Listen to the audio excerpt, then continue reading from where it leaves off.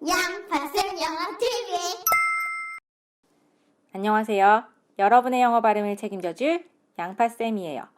학습 시작 전에 구독, 좋아요, 알림 설정 잊지 마시고요. 오늘 학습 시작해 볼게요. 오늘 학습할 내용은 상황별로 알아보는 영어 단어와 발음 방법이에요. 어떤 상황이냐? 바로 호텔에서 사용할 수 있는 영어 단어죠. 해외여행 2탄이에요. 기대되시나요? 학습 시작해 볼게요. 비행기에서 내려서 입국심사대에서 여권에 입국 도장도 쾅 받고 입국 심사를 잘 마쳤어요. 그래서 룰루랄라 공항버스를 타고 호텔에 도착했네요. 호텔에서 체크인을 하고 나서 설레는 객실로 입장. 하루 푹 쉬고 둘째 날 아침이 밝았어요. 조식이 맛있다는 리뷰가 이 호텔을 택한 이유 중에 하나이기도 한데요. 조식 먹으려면 2층으로 가면 된대요. 그럼 얼마나 맛있는지 설레는 마음을 안고 조식 먹으러 가볼까요? 그런데 여기서 잠깐! 조식은 영어로 보고 2층은 영어로 어떻게 말하는지 한번 살펴보고 가자고요. 조식은 이렇게 쓰죠. 앞에 모음인 EA에 강세가 있는데 이 A에 강세가 있다 보니 뒤에 있는 모음 A는 원래의 소리보다 약하게 낸대요. 그래서 원래의 소리가 아니라 이렇게 약하게 냈는데요. 그렇기 때문에 이음절에 강세를 주고 뒤에 모음 소리를 약하게 해서 이음절로 발음하면 breakfast 이렇게 되는 거예요. 같이 발음해 볼까요? breakfast, breakfast. 이번엔 2층을 어떻게 말해야 하는지 알아볼게요. 건물을 보면 층을 나타내는 숫자 옆에는 항상 저렇게 F가 있죠. F가 층을 뜻하는 floor의 약자예요. 그럼 2층이라고 말하고 싶을 때는 앞에 2를 뜻하는 to를 써서 to floor라고 하면 되겠네요. 그런데 아니래요. 하나, 둘, 셋을 나타내는 one, two, three 이런 기술을 사용하는 게 아니라 첫 번째, 두 번째, 세 번째를 나타내는 first, second, third 이런 서술을 쓴대요. 그래서 2층이니까 second를 사용해서 second floor 라고 한대요. 잘 기억하세요. 그래서 2층에 있는 호텔 식당에 도착했더니 직원이 이렇게 물어보네요. room number? 몇 호실인지 물어보는 거죠. 내 객실은 1205호니까 학교 다닐 때 1000은 1000, 200은 200. 0은 없으니 그냥 넘어가고 마지막으로 5는 5 이렇게 배웠으니 1205호를 1205 이렇게 말하면 되겠네요. 그런데 이렇게 말할 필요 전혀 없어요. 그냥 간단하게 숫자 하나하나씩 말하면 되는 거예요. 그래서 1205 이렇게 말하면 되는 거죠. 숫자 0은 알파벳 O와 비슷하기 때문에 O 이렇게 하면 돼요. 굳이 발음도 어렵고 발음하기도 힘든 이 단어로 말하실 필요 없는 거죠. 이 단어 제로 아니고요. zero 하고 발음하셔야 되거든요. 이렇게 발음도 힘겨운데 숫자 0을 O라고 발음하면 된다는 꿀팁이에요. 그럼 여기서 퀴즈. 여러분의 객실이 2840호면 뭐라고 말하면 되죠?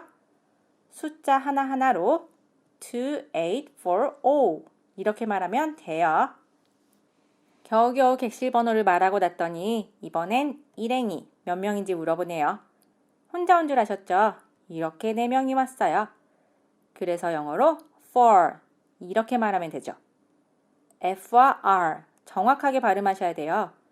F는 아랫입술을 윗니에 살짝 떼고 R은 혀끝을 입천장에 닿지 않게 뒤로 말아 올리셔서 발음하시면 되죠.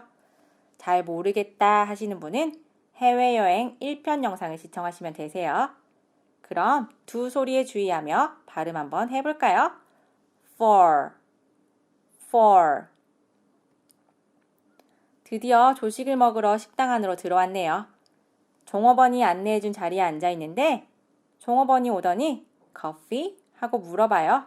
그래서 yes 하고 대답했더니 맛있는 커피를 따라주네요. 그런데 아직 시차 적응이 덜 되어서인지 오늘따라 달달구리 커피가 마시고 싶어요. 그런데 테이블에 설탕도 없고 우유도 없고 크림도 없어요. 이 세 단어 어떻게 발음해야 하는지 알아보고 주문해 볼까요? 먼저 설탕이에요. 영어로 이렇게 쓰는데 발음 어떻게 하면 되죠? 일단 이음절 단어고요. 첫 번째 모음인 U의 강세가 있어요. 그런데 R로 끝나기 때문에 혀끝을 입천장에 닿지 않게 뒤로 말아 올리셔야 돼요. 그렇게 해서 sugar 이렇게 발음하시면 돼요. 따라해 볼까요? sugar, sugar, sugar 이렇게 발음하셔서는 안 돼요. 잠시 후에 주문할 테니 잘 기억하시고요. 이번에는 우유 어떻게 발음하는지 살펴볼게요. 우유는 대부분 알고 계시죠? 이렇게 쓰면 되죠. 이름절 단어라서 앞부분을 조금 더 크고 강하게 milk 이렇게 해서 발음하시면 돼요. 따라서 발음해 볼게요. milk, milk. 우리말처럼 밀크 이렇게 이음절로 하나하나 강세를 주며 발음하면 안 된다는 사실. 마지막으로는 크림을 알아볼게요. 이 단어는 어떻게 쓰나요? 바로 이렇게 쓰면 되죠. 프리마도 아니고요. 프림도 아니에요. 정확한 발음은 바로 cream이에요. 앞에 자음이 cr이니까 cr 하고 발음하셔야 되고요. 단어 안에 들어있는 모음이 ea로 장모음 e의 소리니까 e 하고 발음하시면 돼요. 이 단어도 마찬가지로 이름절이다 보니까 앞부분을 조금 더 크고 강하게 해서 cream 하고 발음하시면 되는 거예요. 저와 같이 발음해 볼까요? cream, cream. 그럼 이 세 단어를 잘 기억하며 주문해 보자고요. 종업원을 불러서 주문을 해요. sugar, milk and cream 하고 주문을 했더니 종업원이 알아듣고 가져다 주네요. 이제 커피도 받았으니 먹고 싶은 음식 몽땅 가지고 와야겠어요. 와, 먹을 게 정말 많아요. 역시 조식 때문에 이 호텔을 택했는데 잘했어. 뭐 먹을지 고민하며 이리저리 둘러보다가 좋아하는 달걀 요리를 먼저 주문하러 가야겠네요. 이때가 조식 먹을 때 영어를 가장 많이 사용하는 또 다른 타이밍이기도 하죠. 저희를 위해 맛있는 요리를 해주는 요리사님께 부탁해야겠어요. 그런데 요즘 TV에서 요리사분들 많이 나오시던데 다들 김 셰프님, 박 셰프님, 이 셰프님 이렇게들 부르더라고요. 학교 다닐 땐 요리하다도 cook, 요리사도 cook 이렇게 배웠거든요. 그래서 원래 동사에 이 r을 붙이면 사람을 뜻하는 단어로 바뀌는데 cook에는 이 r을 붙이면 요리 도구를 뜻하는 사물로 바뀐대요. 그래서 전 이렇게 요리사는 cook이다 하고 배웠는데 어느덧 cook보다는 chef라는 단어를 많이 쓰더라고요. 그럼 둘은 어떤 차이가 있을까요? 이렇게 전문적으로 요리를 하는 요리사, 특히 주방장을 chef라고 해요. 쿡도 이렇게 전문 요리사를 칭하는 말로도 사용할 수 있는데 전문가가 아니더라도 요리하는 사람이면 모두 cook이라고 할 수 있대요. 그래서 제가 요리를 하면 저도 cook이 될 수 있고요. 여러분이 요리를 하면 여러분도 cook이 될 수 있는 거예요. 둘의 차이점 잘 기억하시고요. 그럼 이렇게 저희를 위해 요리해주는 전문적인 요리사, 즉 주방장을 뜻하는 이 단어 어떻게 발음해야 될까요? CH는 이중자음이에요. 두 자음이 각각의 소리를 내는 게 아니라 하나의 전혀 다른 소리로 변하는 거죠. 그래서 원래의 소리인 크, 하 이렇게 각각 발음되는 게 아니고요. 하나의 소리인 취로 소리가 나요. CH의 기본적인 소리는 취인데 이 단어처럼 프랑스에서 유래된 단어들은 CH를 쉬 하고 소리낸대요. 그래서 이 단어는 chef 이렇게 발음해야 되는 거고요. 같이 따라 말해볼까요? chef, chef. 그럼 이 셰프님께 달걀 요리 부탁해 보자고요. 저희 가족은 식성이 너무나도 달라요. 이 달걀 요리마저도요. 그래서 우리 가족을 위해 셰프님께 4가지의 다른 요리를 부탁해야 돼요. 우리 딸은 이거, 아들은 이거, 남편은 이거, 저는 이거요. 달걀 요리니까 에그는 에그일 텐데 뭐라고 말해야 되죠? 단어를 모르겠어요. 알려주세요, 양파쌤. 이 4가지의 달걀 요리들, 자주 먹는 요리들인데 영어로는 어떻게 말해야 될까요? 먼저 첫 번째 요리, 흔히 말하는 달걀 프라이죠. 그런데 두 번째 요리도 달걀 프라이예요. 그래서 달걀 프라이는 영어로 일단은 fried eggs 이렇게 말하는 거예요. 그런데 이 둘의 차이점을 잘 보시면 첫 번째는요. 이렇게 뒤집어서 노른자까지 완전히 익힌 거고요. 반면에 두 번째는 뒤집지 않고 한쪽 면만 약하게 익혔어요. 둘 다 fried eggs인데 한쪽 면만 익히는지 그리고 얼마나 익히는지에 따라 단어가 또 달라진대요. 그래서 이렇게 첫 번째 요리처럼 양쪽 면을 뒤집어서 익히는데 노른자까지 완전히 익힌 음식을 over hard eggs 라고 말하고요. 이렇게 두 번째 요리처럼 한쪽 면만 살짝 익히는 요리를 sunny side up eggs 라고 말한대요.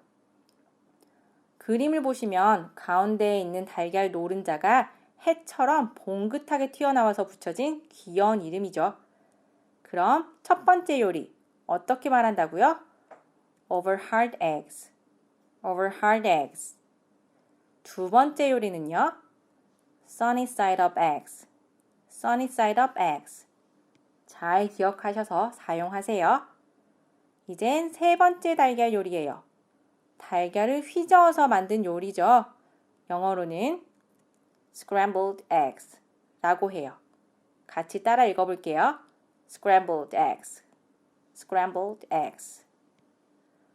마지막 달걀 요리는 바로 오믈렛이죠. 고기나 채소를 잘게 썰어서 볶은 것을 지진 달걀로 싼 요리네요. 영어로는 어떻게 말하죠?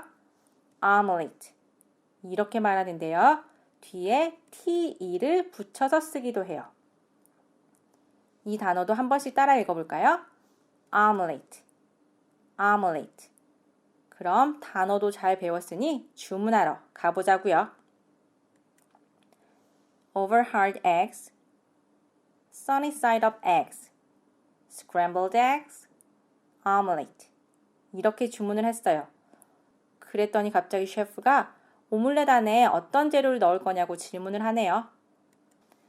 뭘 넣어서 먹어볼까요? 다 드시고 싶으시면 everything, everything 이렇게 말씀하셔서 여기 있는 재료 다 넣어달라고 하면 돼요. 그런데 안에 아무것도 넣고 싶지 않다 하시면 nothing, nothing 이렇게 말씀하셔서 달걀만 드세요. 그런데 특별히 넣고 싶은 재료가 있다 하시면 재료 하나하나의 단어를 다 알아야겠죠? 그럼 주요 단어들만 살펴볼게요. 첫 번째, 가장 중요한 양파네요. 양파는 영어로 onion, onion 이렇게 말해요. 첫 번째 모음 글자가 O죠. 그리고 강세도 O에 있어요. 그런데 O의 소리는 우리가 그동안 배워왔던 단모음 O의 소리도 장모음 O의 소리도 아니에요. 정확한 소리는 이렇게 나는데 단모음 U의 소리가 나네요. 그래서 onion 하고 발음하셔야 돼요. 모음 소리와 강세의 위치를 잘 기억하며 같이 발음해 볼까요? onion, onion. 이번엔 이 단어. 영어로는 이렇게 쓰는데 우린 올리브라고 말하죠. 그런데 영어로는 이렇게 발음하시면 안 돼요. 첫 글자인 O의 소리가 이렇게 단모음 O의 소리가 나요. 그리고 강세도 O에 있네요. 그래서 olive, olive 이렇게 발음하셔야 돼요. 우리가 알고 있는 올리브와 전혀 다른 소리죠. 그럼 모음 소리와 강세에 주의해서 같이 발음해 볼까요? olive, olive. 그런데 양파도 O로 시작하고 올리브도 O로 시작하는데 모음 소리가 전혀 달랐죠? 영어는 이렇게 하나의 글자가 여러 개의 소리값을 가지고 있기 때문에 어렵다는 사실. 그렇기 때문에 직접 발음 연습을 하지 않으면 절대 안 돼요. 다음은 이 단어. 영어로는 이렇게 쓰죠. 우리는 치즈라고 발음하고요. 그런데 정말 재미있는 사실인데 원어민에게 치즈 하고 말했더니 원어민이 시추로 받아들였대요. 그렇기 때문에 치즈로 발음해서는 된다, 안 된다? 안 된다. 그럼 어떻게 발음하나요? CH는 취 하고 소리가 나요. 앞에서 설명드렸던 이중자음 CH의 소리네요. 그리고 EE는 이 하고 장모음 이의 소리가 나고요. 그래서 이름절로 앞부분을 조금 더 크고 강하게 소리내서 cheese 하고 발음하셔야 돼요. 같이 한번 발음해 보자고요. cheese, cheese. 이렇게 해서 맛있는 조식 잘 먹었네요. 그럼 이제 나가서 신나게 구경해야겠죠? 다음 시간엔 이곳에서 만나요. See you soon.